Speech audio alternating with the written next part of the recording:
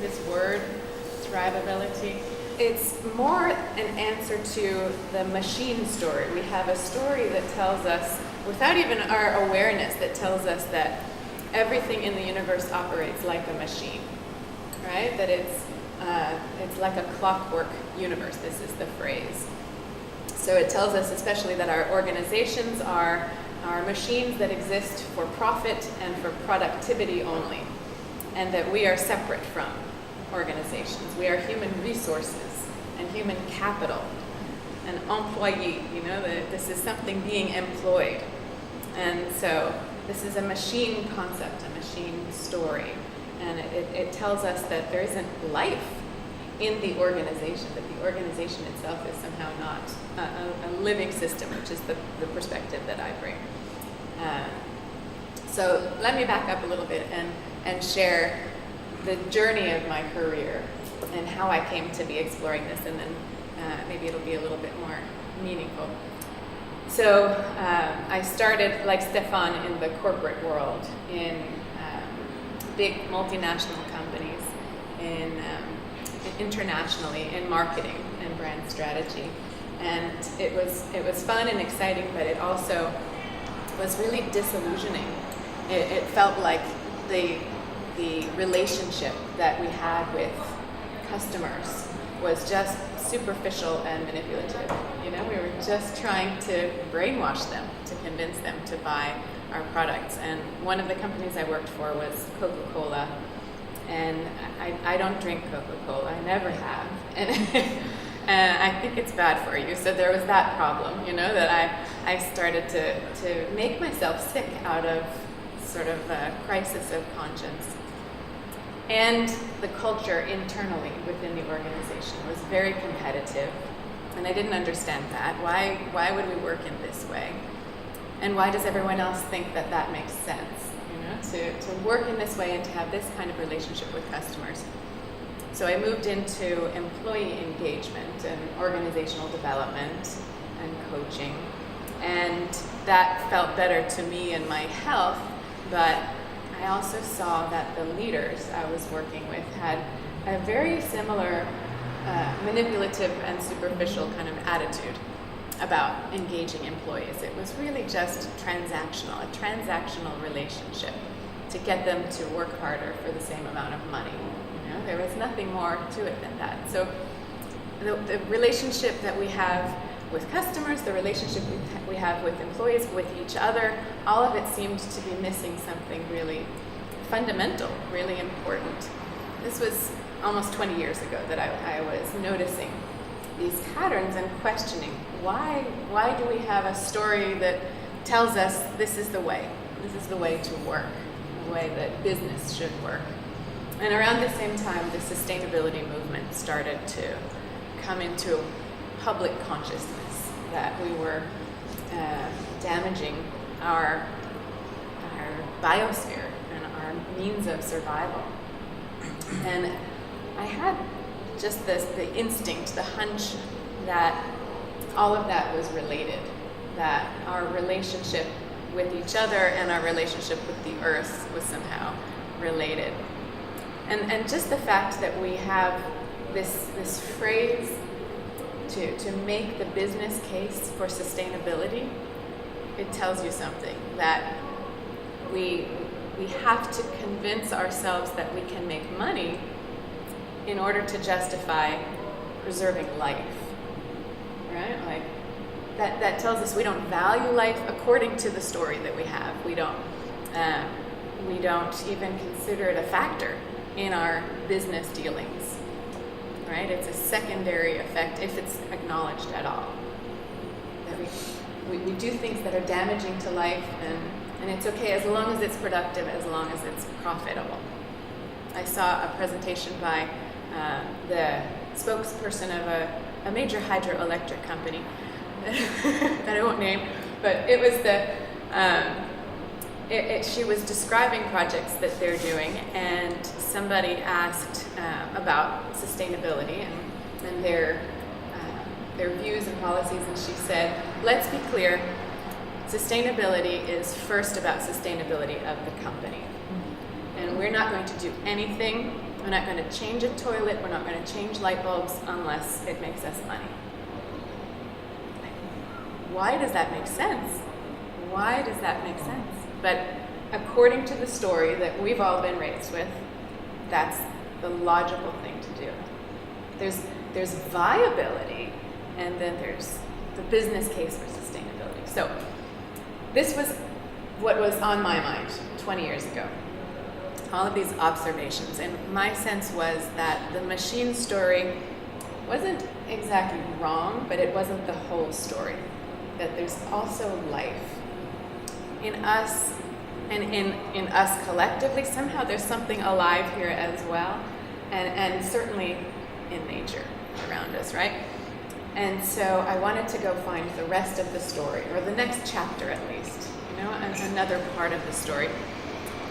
And I had an opportunity in 2002 to do research for a year and a half, and I decided to research life. Just like, what does that mean for something to be alive?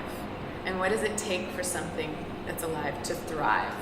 So in our bodies, in rainforests, in ant colonies, in beehives, what are the characteristics and conditions that have to be there if it's to be alive and if it's to thrive? And in parallel, I researched organizational theory to see what does it take for an organization to thrive, and are there any similarities between the sets of characteristics that are necessary for our bodies and for organizations. And I found a core set of conditions that are common to both, and they're intuitive and we know them, but the most important aspect is that there's life that is self-organizing and self-integrating, self-healing, self-managing.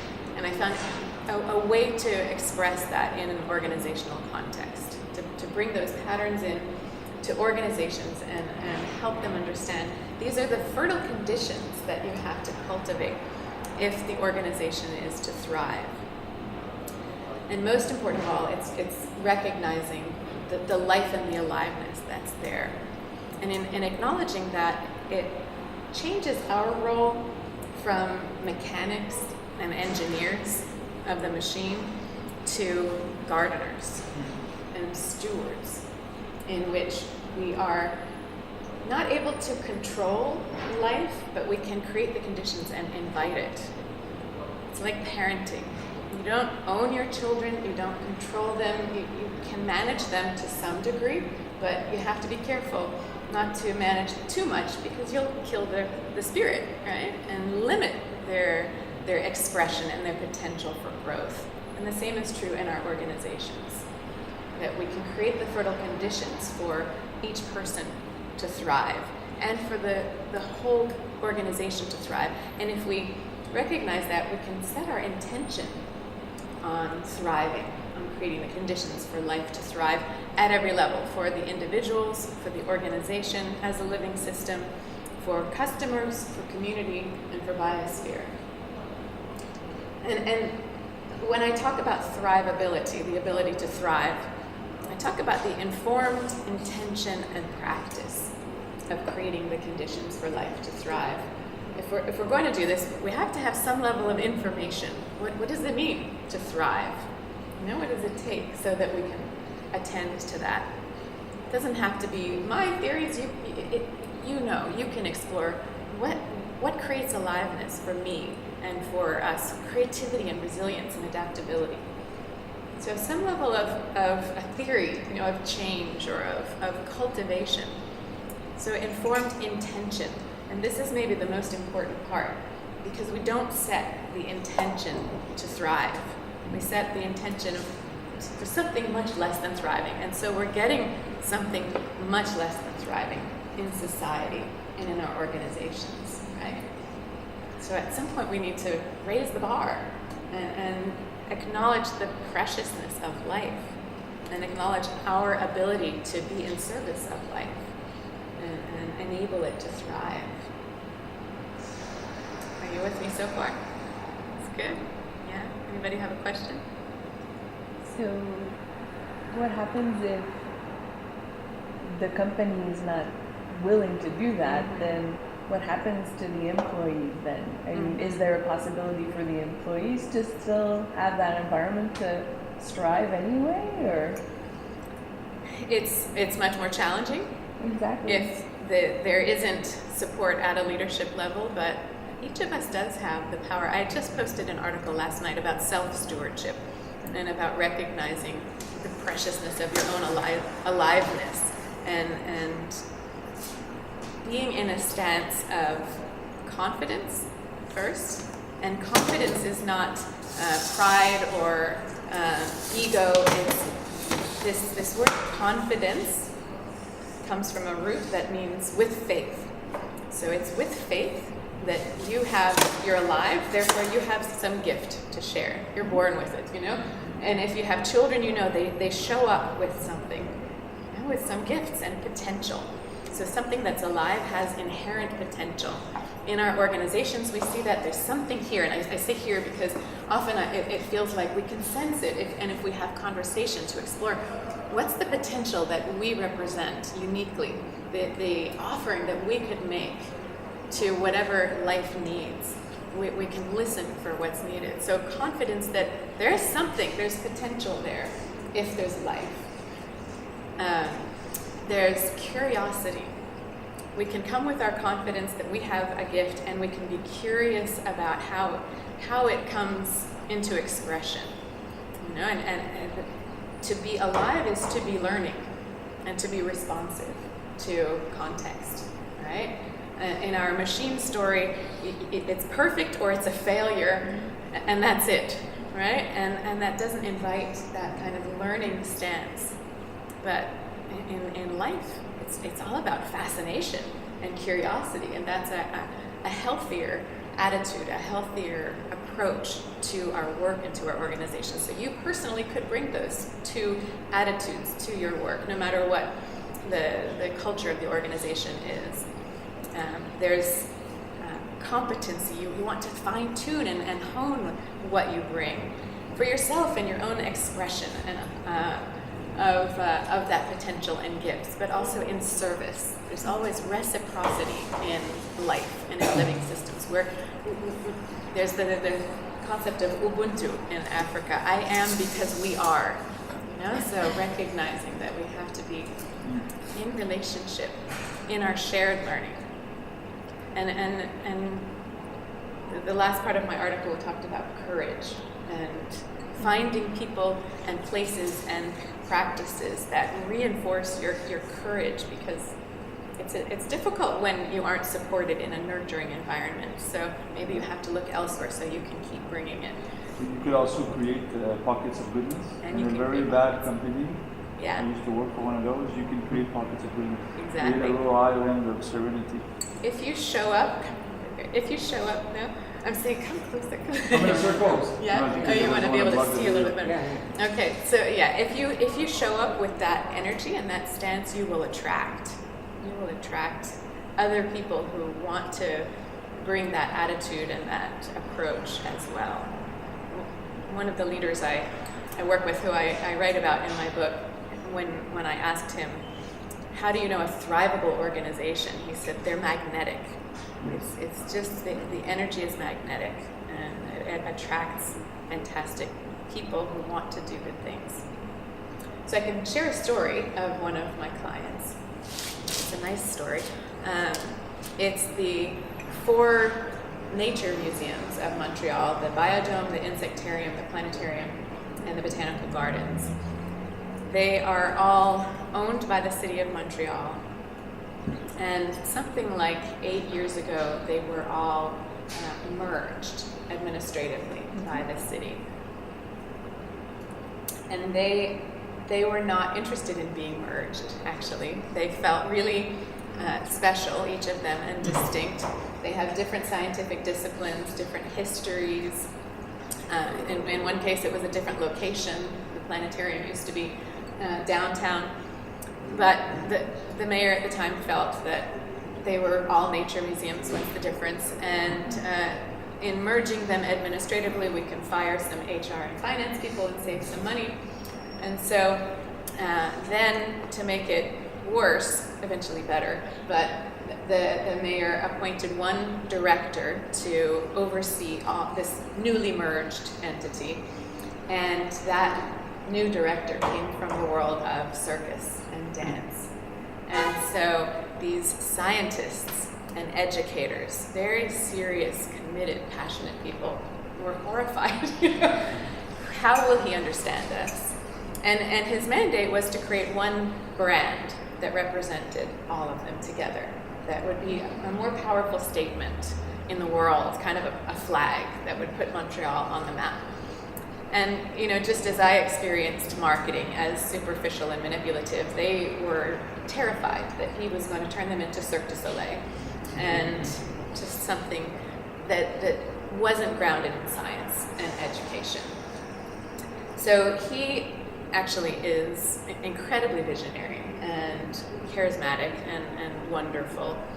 And he hired my colleague and me, and he understood that to create one brand, you first have to create one culture, one cohesive culture. And they were really 4 separate institutions and didn't share budgets, didn't talk to each other. They sort of were resistant and refusing this merger idea. And so the first thing we did is really bring all 450 people from all 4 institutions together in one space for a day. They had never been all together before. And we took them through these fertile conditions that have to be cultivated if that organism, I love that in French, it's organism,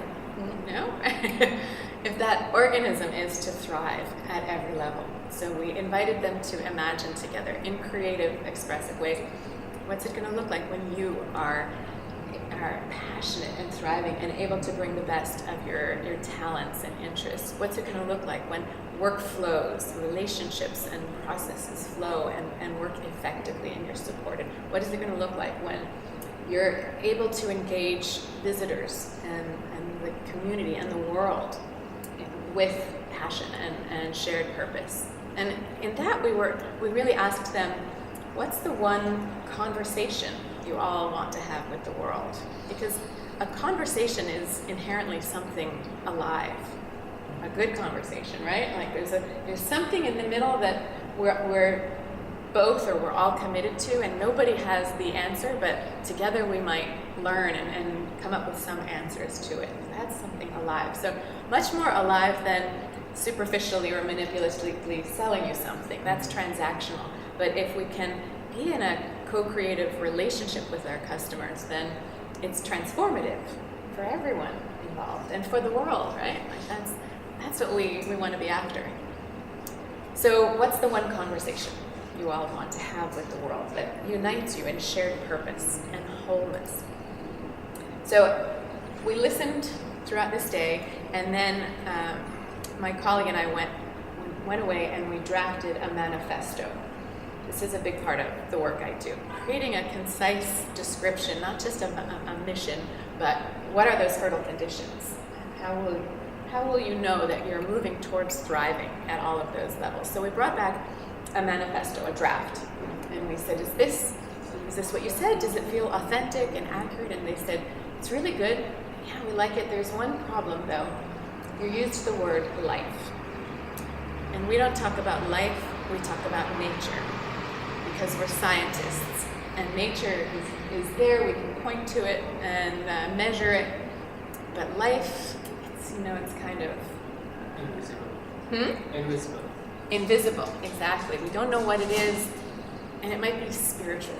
So could you take that word away and replace it with nature? And we said, okay. The director and my colleague and I, we all said, all right, we'll do that, but this is important. There's something here.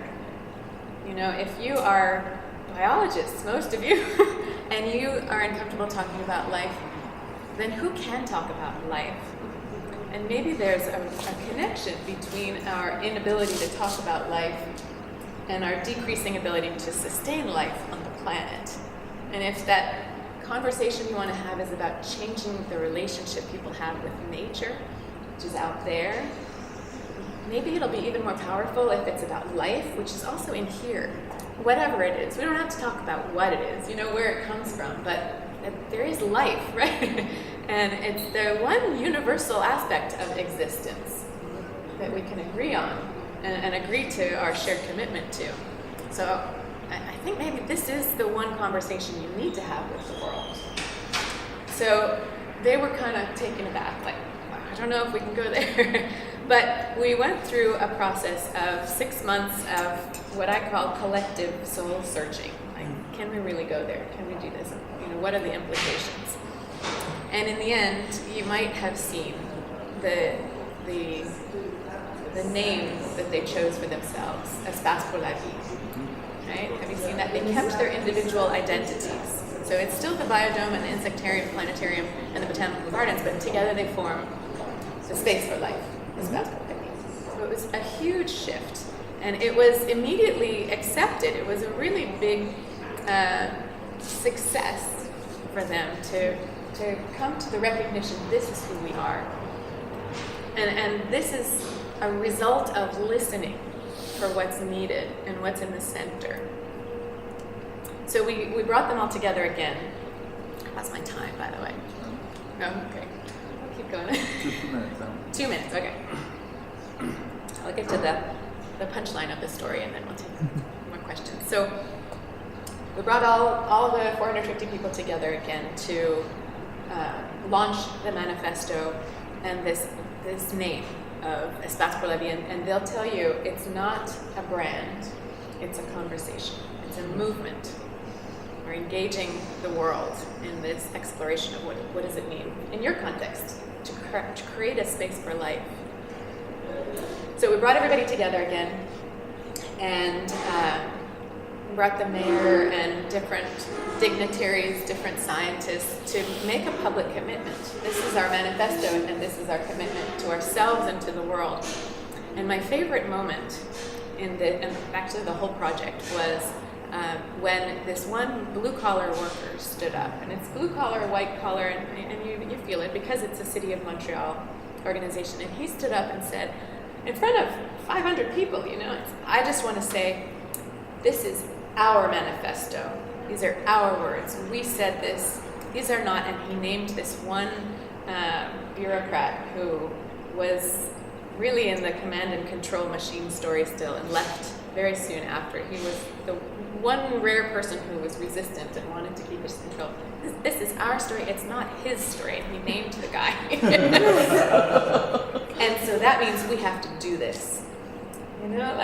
This is kind of the dream for people to feel that this is an expression of who we are, what we stand for, and what has to be true if we're going to manifest that. The manifesto is what do we want to manifest by creating the fertile conditions for it to emerge as life happens, as happens with your children. You create the conditions, and then with curiosity, you see what's going to happen, what's inherent to who they are.